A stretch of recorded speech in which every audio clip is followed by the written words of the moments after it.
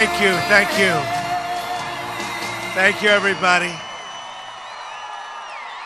Thank you. Wow, thank you. Thank you.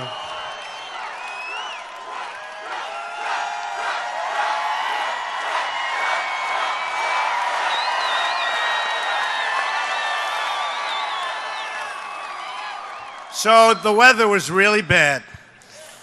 Really bad. And they said, you know, these are great people in North Carolina. They won't mind. No, but they said they won't mind, sir, if you canceled and made it another time. And I said, what? And they said, we have a big crowd, but they won't mind just because the weather was so terrible. So I said, you got to be kidding. So we've been driving for 2 hours. We landed at like a long ways, but there was no way that we weren't showing up tonight. That I can tell you. That I can tell you. Yeah, we couldn't land at your local airport. We landed a long ways away. I said, boy, let's put it this way. The drive was about 3 times longer than the flight. But we made it. That's all that matters, right? We made it. And I'm here today for one main reason, to thank you, the people of North Carolina, for being so incredible. We want to thank you. You went out and pounded the pavement. You organized your fellow citizens and propelled to victory a grassroots movement, the likes of which nobody has ever seen before. And that's beyond our country. And I want to give a special thank you to the incredible military families, service members, and veterans of North Carolina.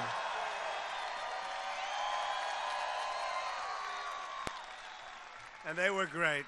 You saw what happened with the military. I got such numbers. Oh, those numbers are good. I won't talk about, we don't talk about numbers. We bring people together. But boy, were those numbers good. And our veterans, do we love our veterans? We love our veterans. But your state's legacy of service is an inspiration to us all.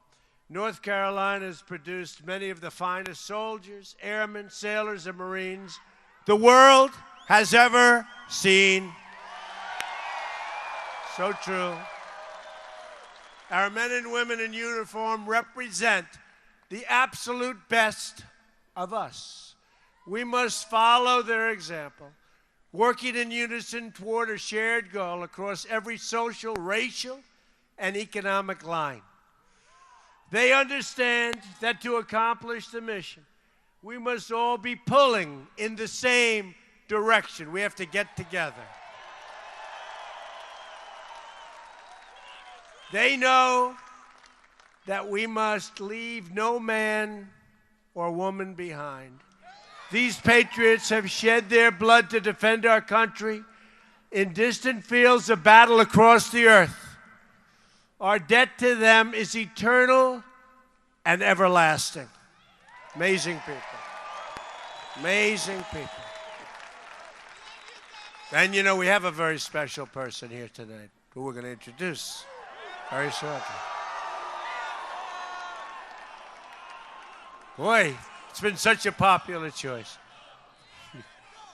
We salute their sacrifice and we salute the flag they fought to protect. We love our flag, right? We love our flag. We love our flag, and we don't like it when we see people ripping up our flag and burning our flag. We don't like it. We don't like it. And we'll see what we're going to do about that, okay? We're going to see.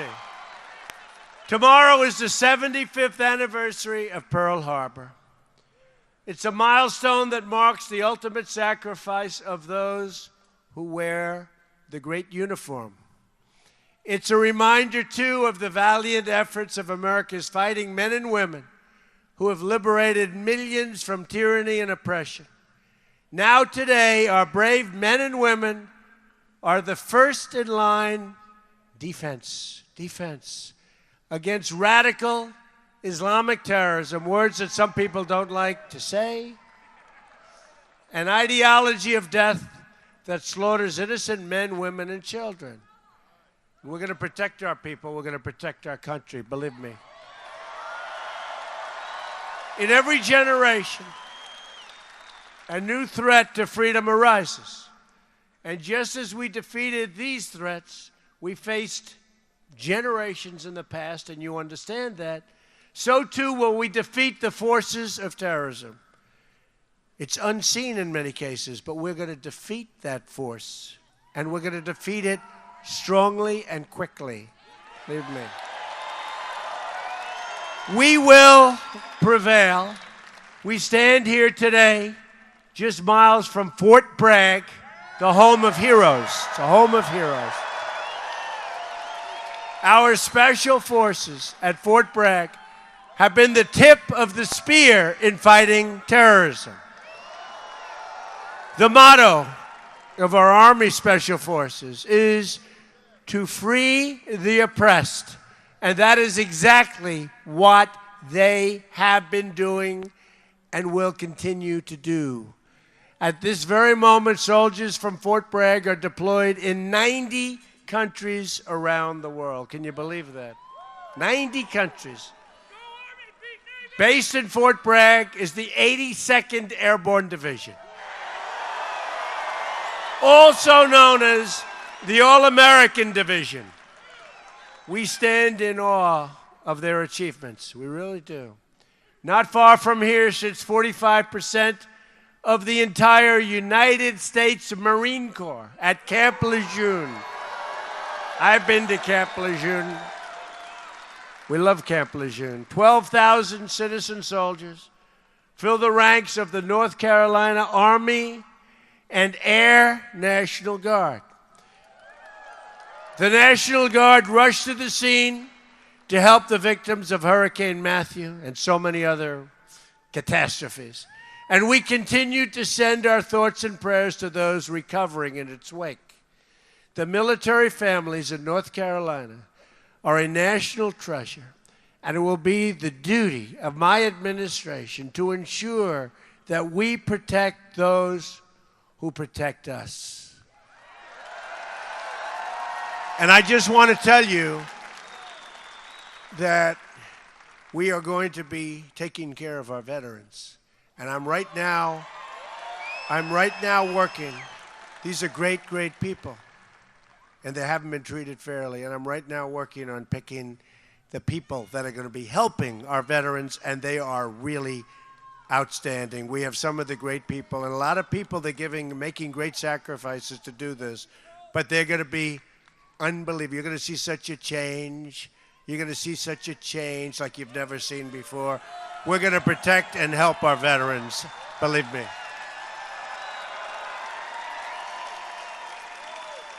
That brings me to the second reason that I'm here, to discuss our action plan to make America great again, beginning with the rebuilding of our military.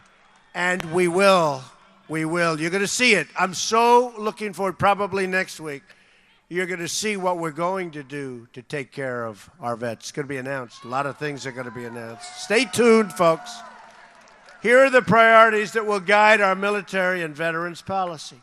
All men and women in uniform will have the supplies, support, equipment, training, services, medical care, and resources they need to get the job done incredibly well and perfectly.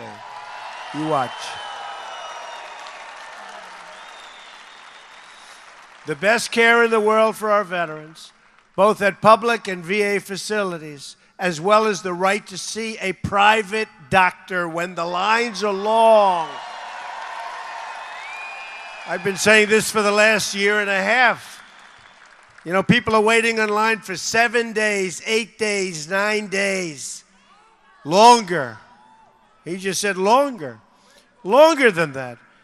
And when that happens, you're going out to see a private doctor, a private hospital, a public hospital, somebody that can take care of you, and we're going to pick up the bill. And it's going to be, not only is it going to be great for you and life-saving in many cases, it's going to be less expensive. And I'm saying, why didn't they do this in the past? Why didn't somebody do this? There's not going to be any more waiting for our great people online for weeks to see a doctor. And finally, a commitment to only engage the use of military forces when it's in the vital national security interests of the United States. We don't want to have a depleted military because we're all over the place fighting in areas that just we shouldn't be fighting in. We're going to have such a strong, powerful military. It's not going to be depleted any longer. I mentioned equipment previously, and I said equipment. We're going to have the finest equipment in the world. It's going to be new. It's going to be modern. It's going to be clean. It's going to be the best. That's what we're going to have. We're not going to be a depleted military anymore. From now on, it's going to be America first. America first. We will stop racing to topple foreign, and you understand this, foreign regimes that we know nothing about, that we shouldn't be involved with. Instead, our focus must be on defeating terrorism and destroying ISIS. And we will. Any nation that shares these goals will be our partner in this mission. We won't forget it. We want to strengthen old friendships and seek out new friendships. Rather than a rigid dogma, we're guided by the lessons of history and a desire to promote stability all over, and strength in our land. This destructive cycle of intervention and chaos must finally, folks, come to an end. Come to an end. We've spent, at last count, $6 trillion in the Middle East. And our roads have potholes all over. Our highways are falling apart. Our bridges are falling. Our tunnels are no good. Our airports are horrible, like third world countries. We got to start spending on ourselves. But we've got to be so strong militarily, like we've never, ever been before. Remember that. Like we've never been before. We seek harmony and goodwill among the nations of the world. And we believe that respect for mutual sovereignty helps form the basis of trust and understanding. But we don't want people taking advantage of us anymore. We don't want countries taking advantage of us anymore. We don't want that. We don't want that. We want to be the smart people. We don't want to be what we've been over the last long period of time. We build up our military not as an act of aggression, but as an act of prevention. We pursue and build up arms not in order to seek conflict, but in order to avoid conflict. We want to be strong. In short, we seek peace through strength.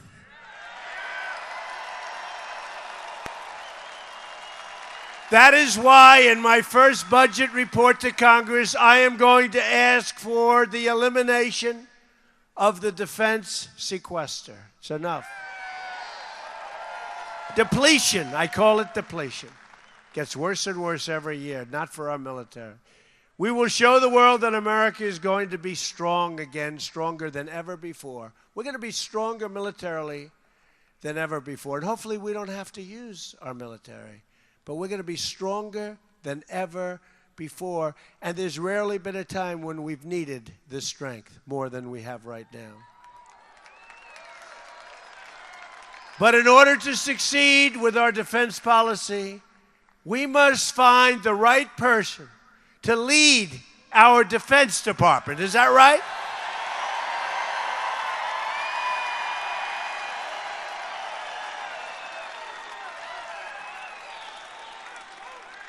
This is why I'm proud to formally announce today my intention to nominate General James Mad Dog Mattis as the next Secretary of Defense for the United States of America. Jim is a Marine Corps four-star general, the former commander of U.S. Central Command and NATO's Supreme Allied Commander. For transformation, this is going to be so great for us. He led an assault battalion in Operation Desert Storm, and you saw what that happened. That was the way you're supposed to lead it. There was no games. Mad Dog plays no games, right? Led the forces that went after the Taliban and commanded the 1st Marine Division in Iraq. He is one of the most effective generals that we've had in many, many decades. An extraordinary leader of our time who has committed his life to his love for our country. General Mattis is the living embodiment of the Marine Corps motto, Semper Fidelis, always faithful. And the American people are fortunate that a man of this character and integrity will now be the civilian leader atop the Department of Defense. Under his leadership, right? Under his leadership, such an important position, we will rebuild our military and alliances, destroy terrorists, face our enemies head on, and make America safe again. It is now my honor and privilege to welcome to the stage your next Secretary of Defense, General Mad Dog Mattis. Thank you.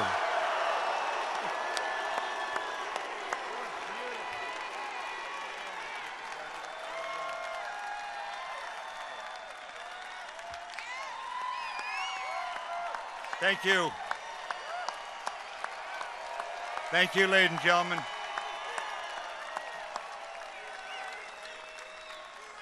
Thank you, President-elect, for the confidence that you have shown in me.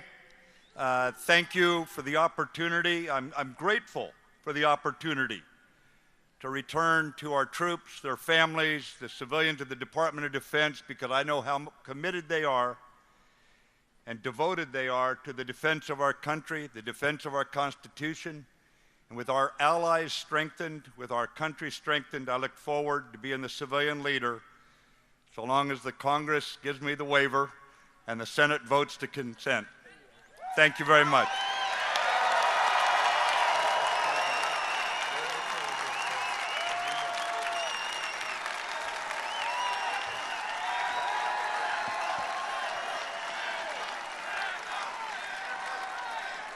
What a great guy. He's going to be incredible.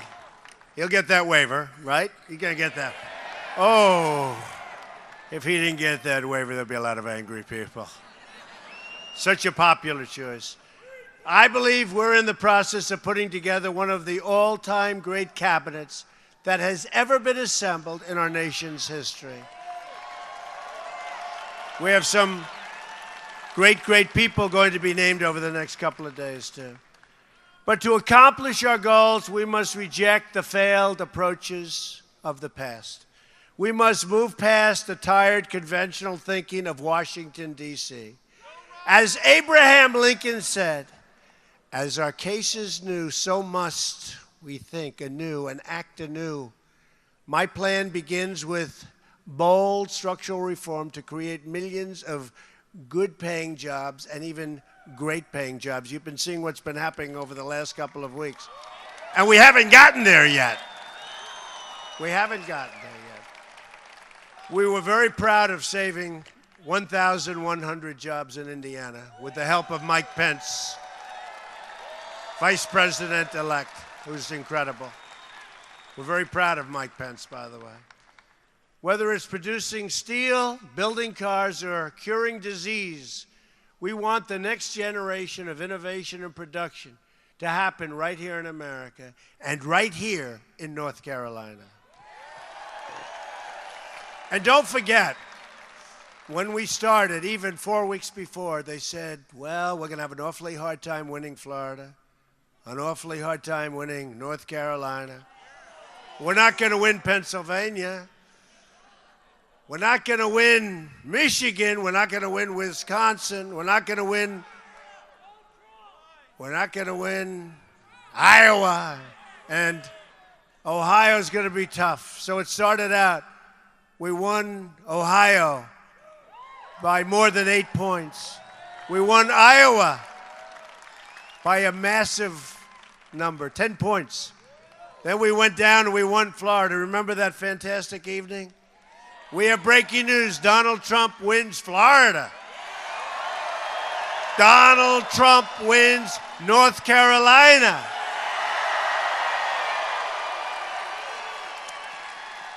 We won so many states. We won 30 states, 32 states. We won so much, and we just kept winning. And then we topped it off by winning Pennsylvania, winning Michigan, winning, right? Winning Wisconsin. States that hadn't been won in 38 years, a lot of states. And it was a fantastic evening, and that's why we're here tonight, because we want to thank you. We want to thank you, especially. First, on taxes. We're going to undertake one of the great tax reforms and simplifications in American history. This includes lowering the tax rate on business from 35% all the way down to 15%. And massive tax cuts, by the way, for middle-class workers. Massive. The biggest.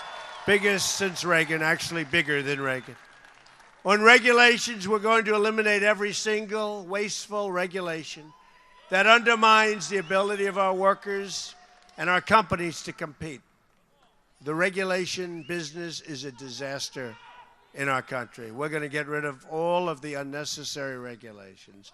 On energy, we will cancel the job-killing restrictions on the production of American energy and pursue American energy independence, and we'll be able to do it. Honoring the legacy of Theodore Roosevelt, believe it or not, one of our great environmentalists, we will also conserve and protect our beautiful natural resources for the next generation, including protecting lands and anglers and hunters and all of those who enjoy the outdoors, like my sons, Don and Eric. They enjoy the outdoors. They enjoy it. They love it.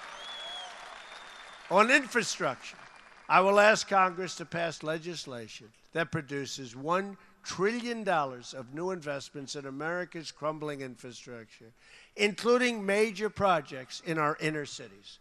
We're going to take care of our inner cities. We're going to get the inner cities going again. Remember I used the expression, what the hell do you have to lose? I'm telling you, you're going to see. And I want to thank, we did so well, so much better with African-American communities, with Hispanic communities than anybody ever anticipated. So much better. Better than has taken place in years back. So I want to thank the African-American communities. I want to thank the Hispanic communities. And we're starting to work already. We're working already. And the appointment today of Ben Carson has been very popular, very well received. Dr. Ben Carson. Good guy. Great guy. We will have two simple rules when it comes to rebuilding this country. Buy American and hire American. All right? Buy American. On trade, our trade deficit, now nearly $800 billion a year. We have a deficit, think of it, of almost $800 billion a year. You really say, who's negotiating these deals? Is a chronic drag on the growth and a destroyer of jobs and wealth in our country.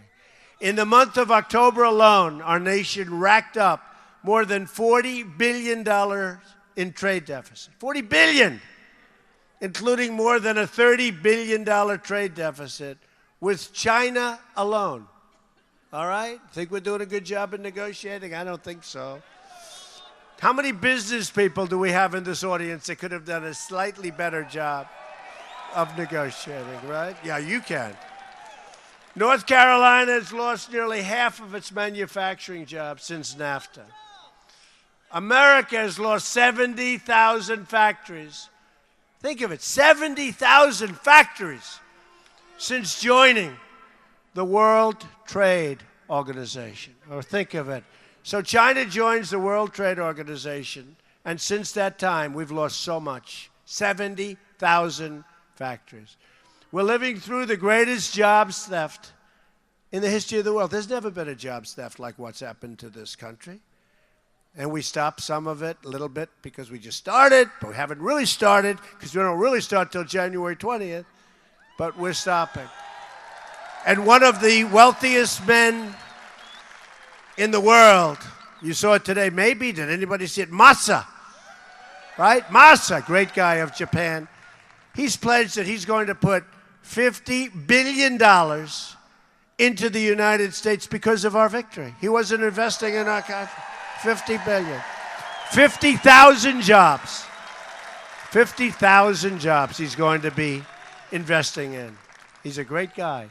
A Trump administration will renegotiate our terrible trade deals, stand up to foreign cheating, and defeat every last American. And we will do this. We will defeat the enemy on jobs, and we will defend American jobs. We're going to defend American jobs. And we have to look at it almost as a war, because that's what's happened to us. That's what's happened to our workers. These are great people. And boy, did they come out to vote. Remember they said they don't exist? They existed. They existed. Believe me, in millions and millions of people poured out to the voting booths, and they voted. Big league. That's why we had these kind of victories. We had states where we would win by 30 points, 35 points, 40 points. Amazing. And if a company wants to fire their workers, leave our country, and then ship their products back into our country, there will be consequences. I'm sorry. There will be consequences. Big consequences. On health care reform, every day, the law known as Obamacare is destabilizing our health care, really destabilizing it, surging premiums and forcing providers out of the market. If we don't act, the damage will be irreversible. We're going to act. That is why we're going to repeal and replace Obamacare. We have no choice. We have no choice. We have absolutely no choice. So we're going to repeal and replace Obamacare, and you're going to get health care at a much lower price with a much lower deductible.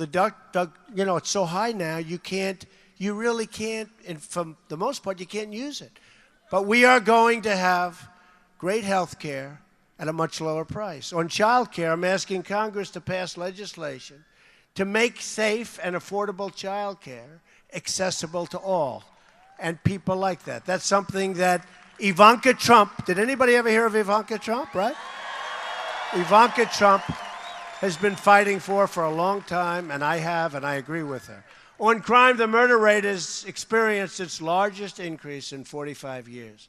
We are going to support the incredible men and women of law enforcement, and we are going to bring this terrible crime wave to an end.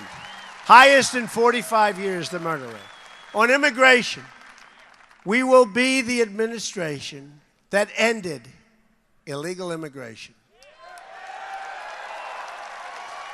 We will construct a great border wall, dismantle the criminal cartels, liberate our communities from the epidemic of gang violence and drugs. We will get rid of the drugs that are pouring into our country. We will ask Congress to reform our visa and immigration programs to protect jobs and wages for American workers. And we will be appointing very shortly somebody to head up our program. And I will tell you, this person, like General Mattis, will do a phenomenal job because we're going to stop people from coming into our country illegally, but we're going to have people come into our country, and they're going to come in by the thousands and the hundreds of thousands, but they're going to come in, they are going to come in legally, right? But by the hundreds of thousands. We want people to come in, but they have to come in legally. To protect our country from terrorism and extremism, we will suspend immigration from regions where it cannot be safely processed. Right now, thousands and thousands and thousands of people are pouring into our country. We have no idea who they are, where they come from, do they love us? In a lot of cases, no, they don't love us. A Trump administration will always put the safety and security of the American people first. Okay, remember that. Safety of the American people. Ethics reform will be a crucial part of our 100-day plan as well. We're going to drain the swamp of corruption in Washington, D.C. We're going to.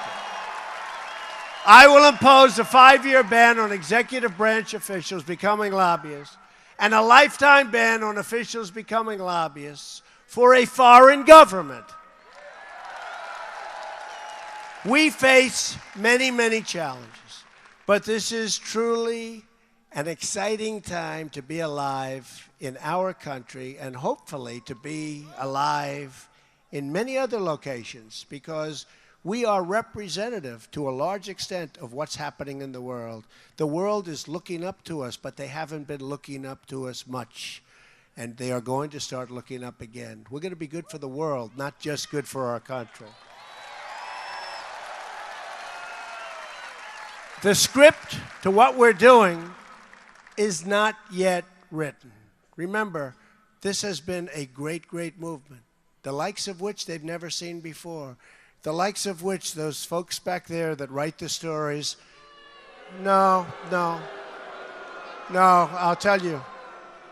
And they're saying it.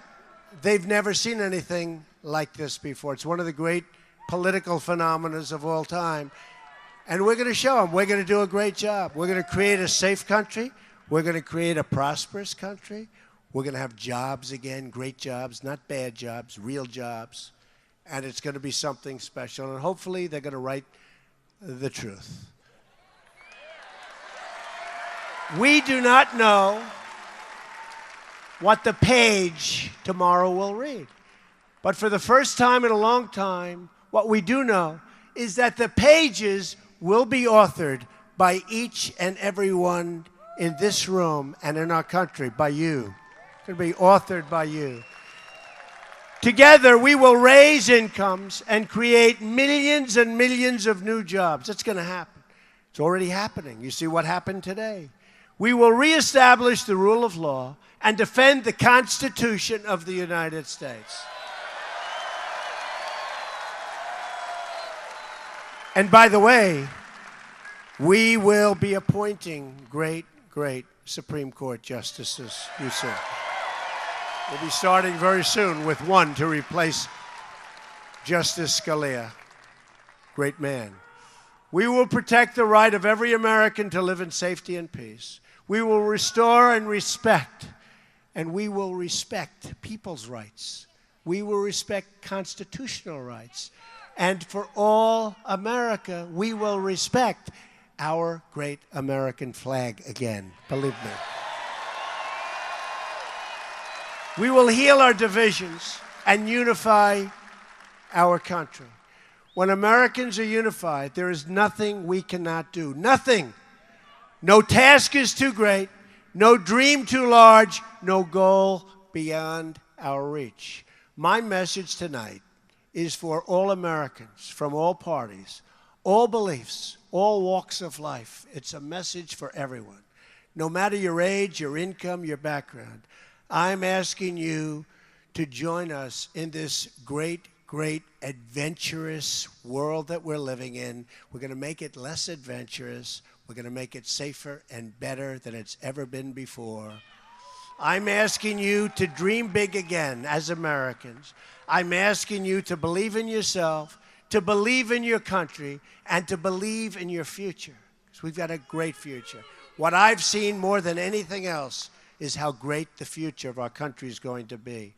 And if we do that, then all together, we will make America strong again, stronger than ever before. We will make America rich again. A lot of people don't like the sound of that, but we need that to take care of our military, to take care of our veterans, to take care of all of the things that we have to. We're going to be a rich nation again. We're going to be a wealthy nation again. We're going to make America. We're going to make America, like it says on all of those caps, those millions and millions of caps that have been sold all over this country, and all of those signs. We are going to make America great again, greater than ever before. Thank you, North Carolina. Thank you. We love you. God bless you, everybody. We'll be back soon. Thank you, North Carolina. Thank you.